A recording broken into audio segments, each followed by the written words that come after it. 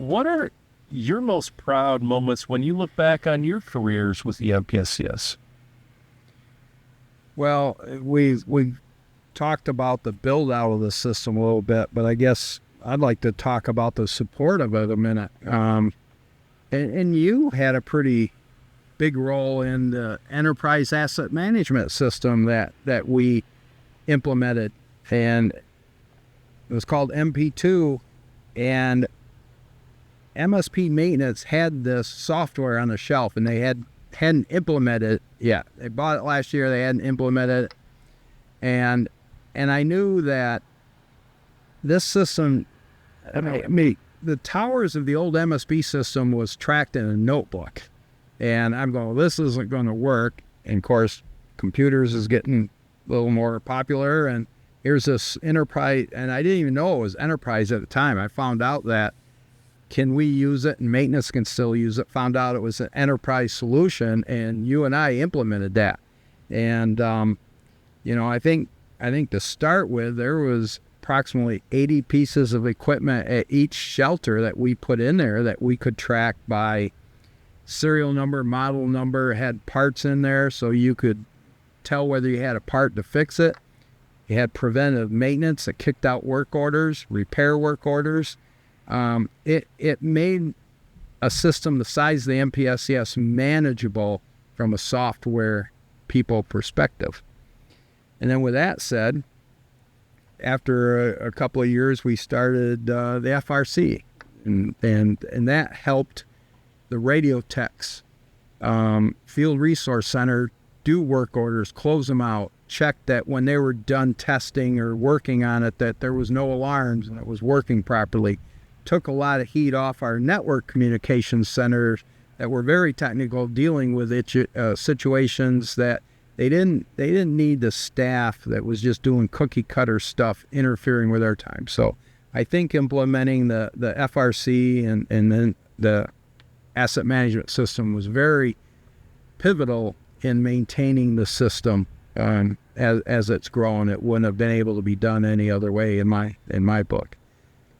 I think the other thing earlier on was when we knew we were going to self-maintain, and in the old days, MSP had the 2 tower guys, and they had a generator guy, and they had a carpenter and an HVAC guy. They were separate units. They're all maintenance, but they were separate, doing their own thing. And with this many towers and having to drive an hour to get to a tower, it made sense to have our site maintenance be able to do the tower work, the generator work, the HVAC work, the maintenance of the shelter itself, the grounds. And so when we brought these people on, when we were building out a phase, they were at training. They went to generator training, HVAC training, tower light, the strobe lighting systems that were on the tower. They learned how to maintain all that equipment. So it wasn't that they were driving all the way out to a tower to fix a tower light and not being able to do the preventive maintenance on the HVAC or the generator. And we organized it so, during the winter, we could do generator maintenance, because we did make a decision to put our generators inside the shelter. And that way, when it's snowing and everything, they're inside doing preventive maintenance. And in the spring, they didn't have to worry about the generator. They did HVAC maintenance. And during the summer, they did tower maintenance. And it really was a success from a preparation and then the opportunity to implement those ideas. And I look back going, that I'm going to take a lot of credit. I won't take it all, but I'll take a lot of credit for coming up, creating this thought, this way of maintaining the system. I look back, I'm pretty proud of that. Well, as you should be, because many of those processes that you developed in multiple roles that you've had with the MPSCS are still utilized today. And even around the technology adoption, go back to, with MP2, we spent a lot of time on that. I don't think a lot of people really understood to go from zero to a system when initially we were told, don't spend a lot of time on it. Maybe see what you can get done in 30 days. And I think we spent an entire year on that to make sure it was right and got the information.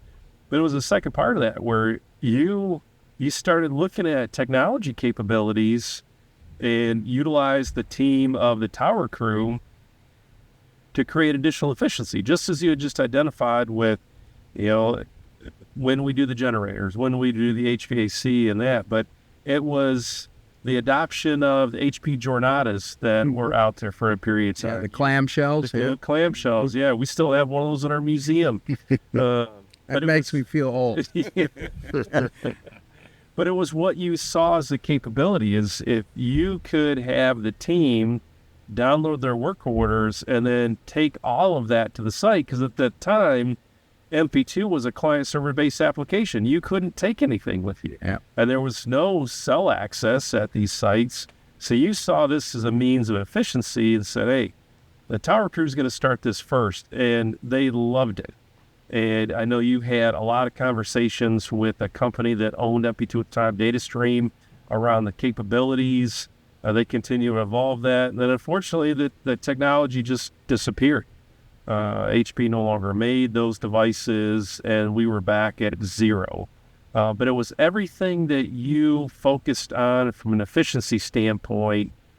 Hearing the team when those things went away, to say they were frustrated and upset was an understatement. They wanted another solution. Unfortunately, another solution just didn't exist.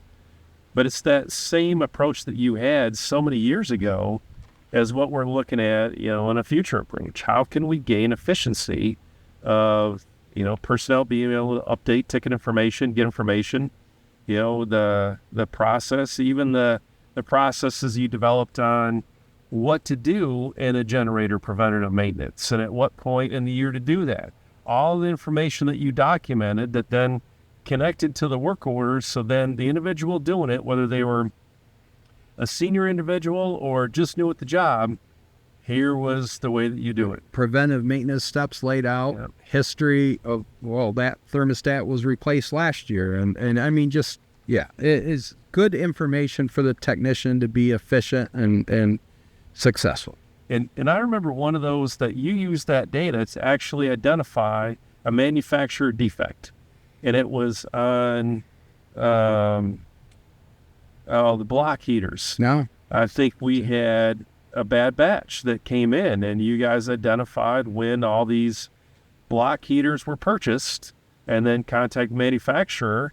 And I believe it was outside of warranty, I think, when this happened. But contact the manufacturer, and the manufacturer replaced all of those. But it was utilizing those tools, that approach that you put in place, that not only identified a solution for us, but clearly identified something in the private sector as a need for that. I think the same was true with your involvement on the microwave equipment where there were some oscillator issues. And that same approach that was used in the block heater issues was used again with the oscillators to identify that it was a bad batch of oscillators that needed replaced. So, again, as you look back in your career, I have the opportunity to look back and recall many other pieces that you had a strong hand in protecting public safety. Well, you got to be looking at technology. You got to be moving ahead. And I'll shout out to Todd Velderman. He got into the hobby of 3D printing, and then our microwave equipment had these filters on them, and to replace the filter is like $120, and you had to buy the whole metal structure and everything. It's like, that's ridiculous. Todd, can we print this? And he goes, well, let me go home and print it. He had a small printer and printed it in 2 pieces. And I'm going, this is going to work. And he goes, yeah, this is going to work. So we bought a 3D printer, and we printed enough of these plastic mounts to hold the filter material that you could unclip, change out the filter material, and clip it, saving the state a huge amount of money. That was pretty cool. I think before I retired, we needed to change out our tower lights. Didn't have to. They were a strobe system, but you had to replace strobe bulb every 3 years, the white one, the red one every 6 years, because they wore out. They got dim. They didn't meet aviation standards. Well, LED technology come along, and these strobe companies, tower lighting companies, were making strobes. And so I started investigating that, and I'm going, wow, they use a lot less power, and they got like at least a 10-year lifespan. I'm going, why aren't we going to change out our lights and save money? Because, I mean, the strobe tubes were expensive. Plus, you had a tower guy going up and doing it. And then we thought about, well, let's look at putting, IR into the strobe, so when the aviation's wearing their nighttime goggles, they'll be able to see the strobe lights. I didn't know this. With nighttime goggles, they couldn't see the strobe lights. They were invisible to them. So we talked to the manufacturers, and I think we are one of the impetus of getting IRs into LED strobe lights on towers now, so the pilots wearing these goggles can see them. And that was a fight. I was frustrated fighting with the budget office, because it was a little bit of money, but it had a 5-year payback. I mean, 5 years, then we're golden. And still had to wrestle with them why this was a good idea. But finally convinced them, did a couple spreadsheets, showed them, finally got it done. Yeah, and I know you're not giving yourself enough credit on that, because you were the one that had the idea on the LED side lights, and they didn't exist. So you did your research, found a company that was willing to partner. I believe it was a Canadian company that was willing to partner in this, and they built Gen 1 of that, which was the LED, and then you reached out to MSP Aviation and learned that piece on the IR piece. But it wasn't just a change on the MPSCS, but you changed the entire industry there, because an idea you had created an opportunity. And, that was one that no doubt gets missed. We talk about, the LED side lights and what it did, but you had a vision for not only efficiency, but also cost savings that made sense, and it changed the entire industry. The other part to share, as you may not recall, is those filter covers that you and Todd worked on. We actually shared that template out to other states, and what our cost avoidance of that was annually was somewhere around $200,000. So that was something we didn't anticipate as a cost. And then subsequently, when we did see what the cost was, we didn't add the kind of money. But we shared that template out to other states, so other states were taking advantage of it. So again, there's a number of things in your career that I've had the opportunity to make sure I don't forget, and I can remind you of the things you've been able to do on the system. And Bob, will take a minute for you. You're still working with this, but if you're looking back on it, what would you say some of the successful things in your career with the MPSCS? Well, first off, I'll do a little commentary on what Theron just said, and I'll just say it, that data matters. And that's what Theron put in place, ways to track information, which is data, which gives you information to make great decisions. Which, I think we did a good job of that when we started this. It was all spreadsheets and everything else, but we were constantly evolving those spreadsheets to track all this data from the time we walked on the site to the time we were done with the site. And I think, it's kind of a profound question you bring up there, but, the question isn't who's going to let me, but rather who's going to stop me. That was a mantra that I've had for 31 years since I joined this system, and listening to Steffel and figuring out how to do those things. I'm going on 31 years at Motorola now, and, this is without a shadow of a doubt my magnum opus. It's been phenomenal. It's just when I step back and see what we took from this and did all over the country from my perspective at Motorola, what Theron was growing this system, doing these things, and putting this system in a place to be very, very successful for years to come, setting the foundation for the 137 employees here at MPSCS and the continued growth. I was doing the same thing, but I was doing it at a different level of setting up all these other places with what we learned and what we did here. So I think, looking back at that and then having the opportunity to come back here and be part of the 30 years has been full circle for me. It's been so satisfying to see what we started and where we're at, and we're going to set this system up for the next 30 years. That's been so satisfying for me. And I did a couple speeches for project management professional organizations, and there's not a lot of project managers or anybody else that actually starts a project and finishes and closes a project. It's very few. They just continue to move on, and they leave the close out and stuff for others. But I got to do that here on a smaller scale, and then on a grander scale, I get to come back and watch this thing for 30 years, the growth it's had, and then hopefully set it up for the next 30 years. So I think, in a nutshell, that's what I'd say. But I want to go back. You talked about 9/11, and what it meant. I think some other events probably helped shape it just as much for me, and most recently the ice storm. And when we had the ice storm, and we were able to meet and talk with some very high-level officials and talk about what we actually did 30 years ago to set this up. Little did we know that radial ice would actually be radial ice. We were trying to set the system up and the towers up to be strong, to carry the winds and do all those things, and it drove the foundations bigger. It drove the steel bigger, the 60 KSI versus 30 KSI steel, and then it came back to reality. 30 years later, we had radial ice on all these towers, MPSCS towers up north, and they stood the test of time. They stood while towers around them were falling. It says a lot, so that one most recently, and then the power outage we had, everything's out around the country, but guess what's not out? The MPSCS system. Yeah, I think we had over 100 generators running at one point. Yeah. During the blackout. Yeah. It's I don't know. It hits home. So I guess that's what I'd say about that. Good. Just on that, and I agree, Bob, the ice storm, most recent, piece that, again, was similar to 9/11.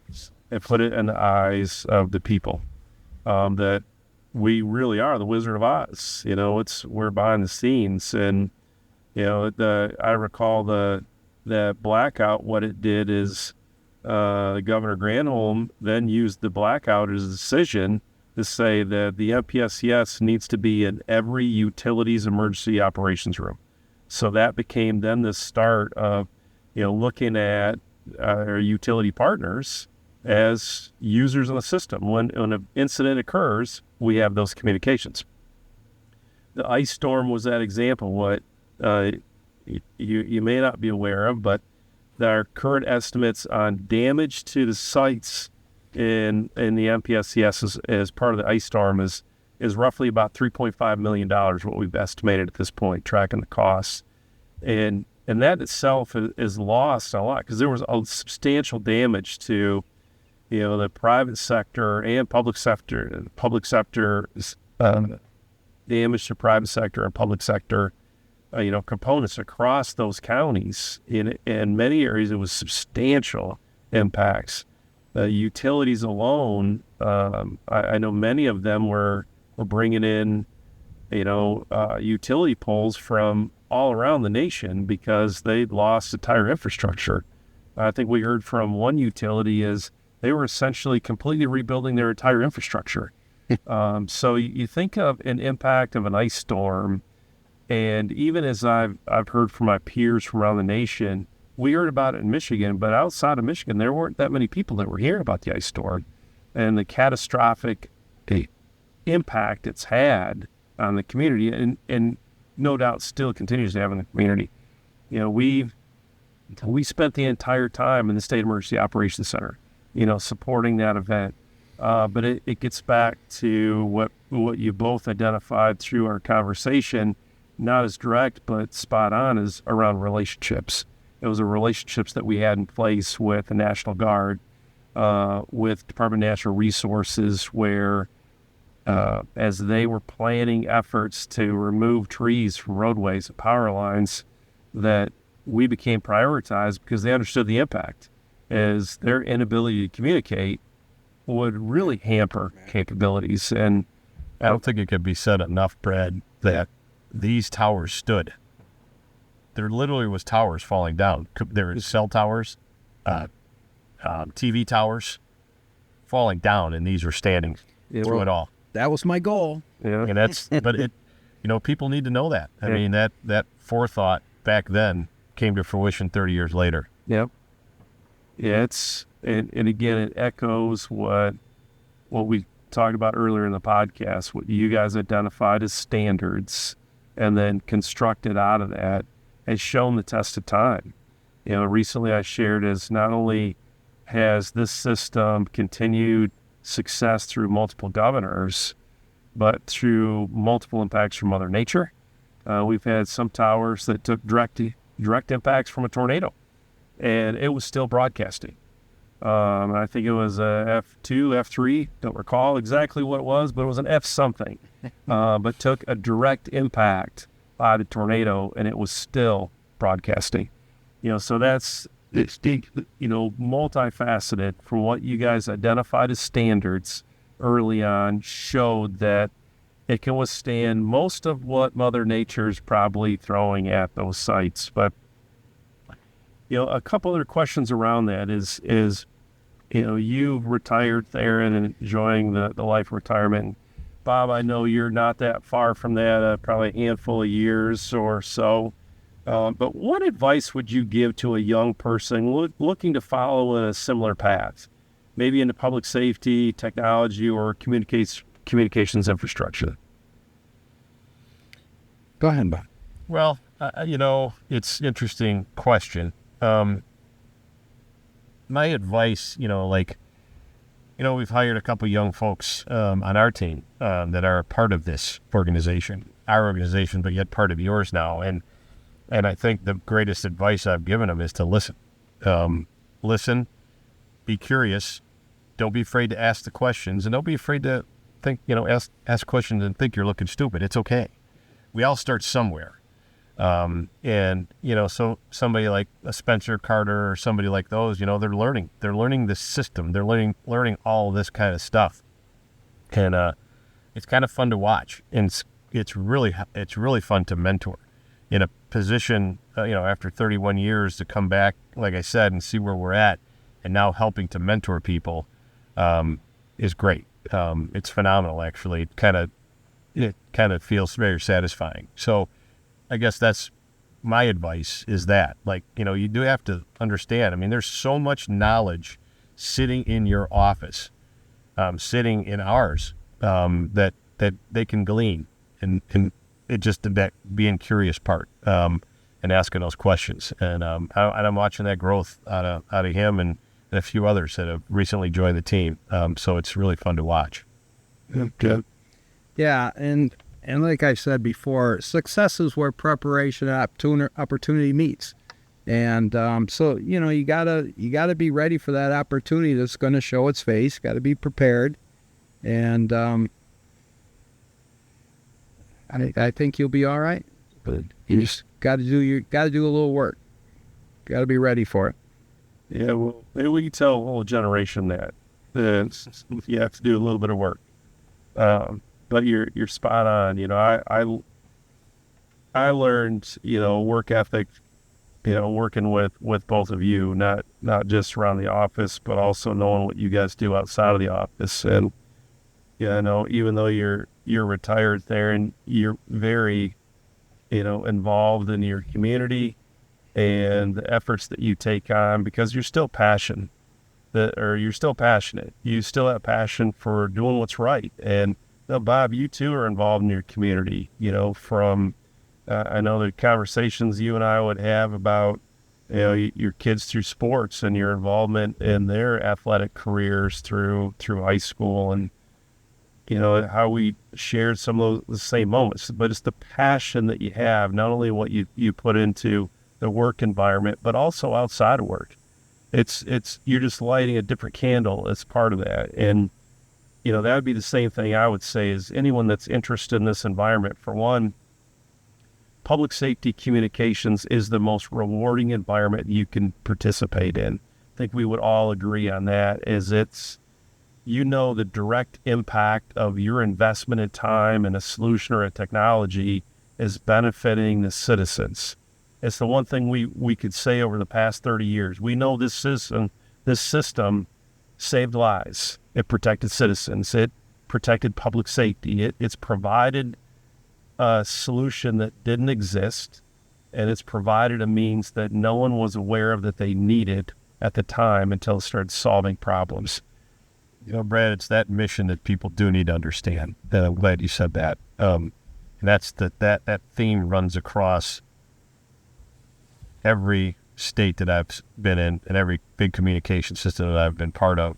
That is the theme. And the passion you speak about is about caring. And that caring then comes here, and then out comes passion. And that's what you really need to drive and get into this business. But that is probably right. That's probably the most satisfying thing at the end of the day, is that you're helping the 10 million citizens of this state. You're helping the thousands and thousands and thousands of first responders in this state. That's well said. I appreciate that, Bob. And as we roll towards the close here, what's the best advice you've ever received?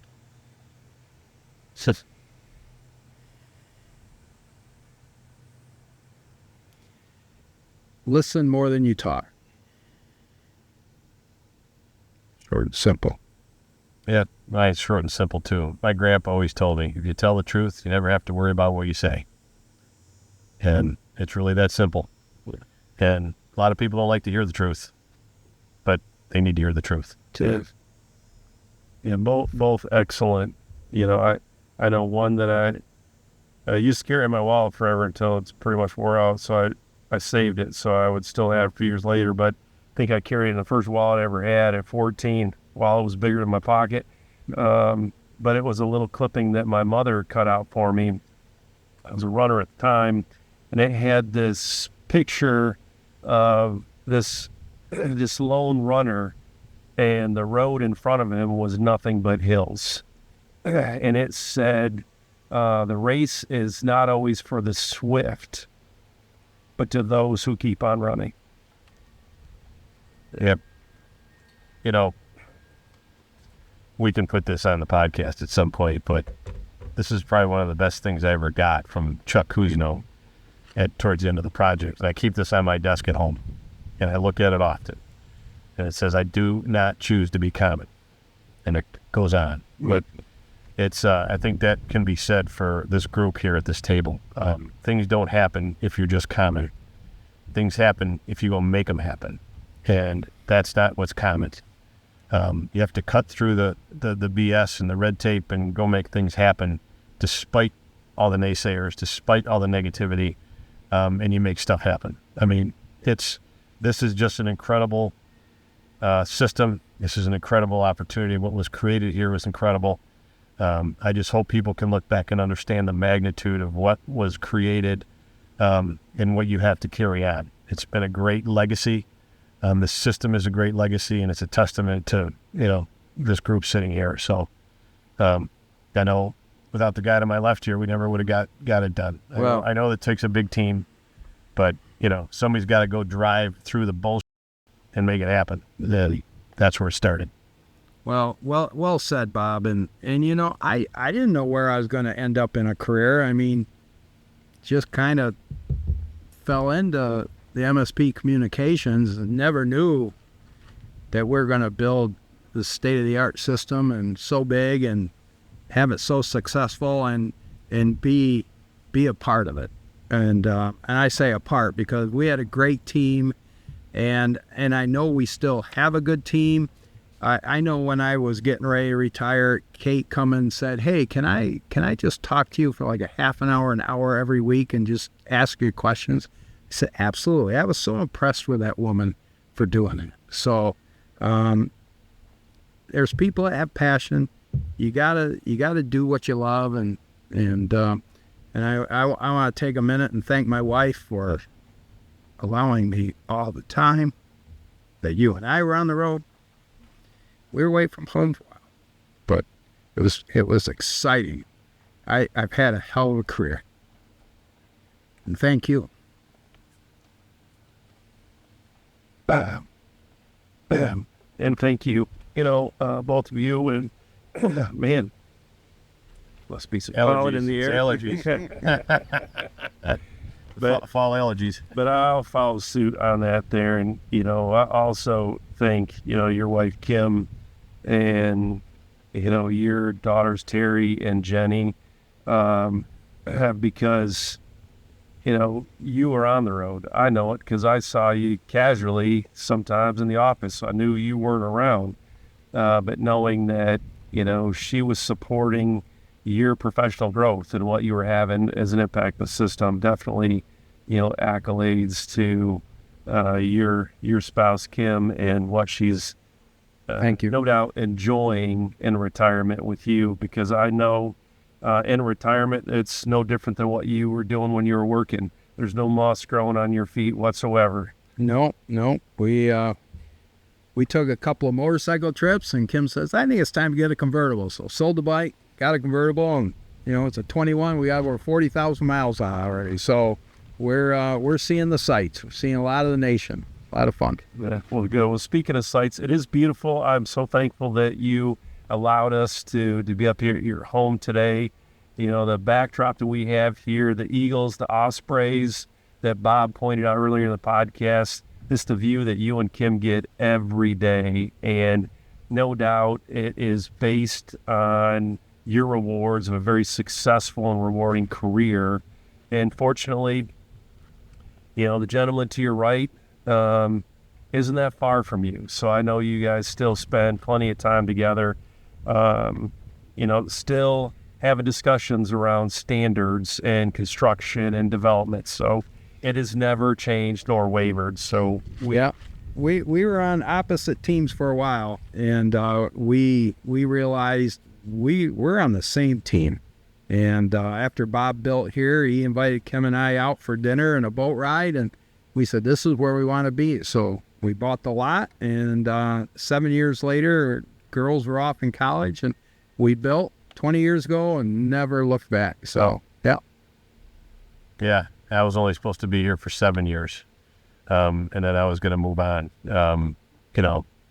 Well said, and thanking your wife. I'd be remiss if I didn't thank Sally either, as much as we were gone at one point in time with three young kids running around. And, we had to put priorities in place, and having a career and getting this thing done was a big priority. So she put up with a lot as well. But yeah, I mean, it's okay to look back now and say, I tell you, I was supposed to go back home to Joliet in 7 years, and I'm still here. Well, I just want to say thank you for the invite. It was very cool to reminisce about all this. It was very exciting at the time, and I still look back just going, was it a dream? It was a great career. Great career. And I'm honored to be here with both of you. I know you personally, I know you professionally, and I know the impact that not only have you had in both aspects of many people's lives. And, the same for Theron's wife, I'd say the same for yours with Sally. The amount of work that both you gentlemen have put in throughout the entire life of the system, there's an investment outside of that that's keeping the lights on when you're trying to turn the lights on for public safety down the road. So, we've all learned this in our career, is sometimes it is the investment of time away from family, knowing that the rewards will soon come. Like, clearly you both have amazing rewards that you get to enjoy every day. Before any closing, anything else you gentlemen would like to add for our podcast today, our listeners? No, I'm good, but I'll be right here if you ever have any follow-up questions. Deal. I would just say, hey, to all the MPSCS employees out there, we've had each other's back this whole time. We've got your back. Enjoy this system. Take care of the system. Make it the legacy it needs to be as you move it forward. The next 30 years should be awesome, and continue making it great. Thank you, Bob. And again, thank you, Theron, not only for the time today, but also allowing us to set up in this beautiful location. Thank you both for taking the time out of your day and spending not only with me as we're recording this, but knowing that this is going to live on for, quite some period of time. Today we're talking about the 30 years, but the intent that I really hoped out of this, that at some point in the 40 years, someone's going to look back on this and understand the history and the people of the system. And this has been a goal of mine, for some time. We attempted this for the 25th, and then unfortunately COVID hit. So it paused all that. So be able to bring this back for the 30th it's very important, not only to me, but all the staff that came before us on the system, as well as those that are still today and those that will join tomorrow, to be able to understand why things were done, how they were developed, and the people that made those decisions. So I'm glad we finally were able to get some time scheduled for this. I know I've invited both of you to our 30th celebration. Look forward to having you both there.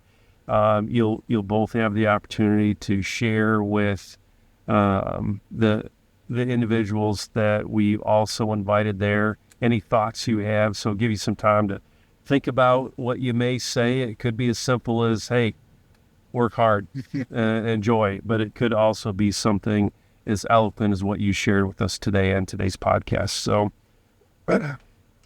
I want to say thank you for not only our listeners for listening through all this, but again with Bob and Theron and their families and supporting this time today. That wraps up today's special 30th anniversary edition of Tune In with the MPSCS. We hope you enjoy this look back at history and the evolution of one of the world's most advanced public safety communication systems that's right here in Michigan. One of the most advanced critical infrastructure emergency communication systems that's probably known across our nation, maybe even around the globe. We hope you will all enjoy the show, and we'll see you back real soon. Thank you, and have a great day.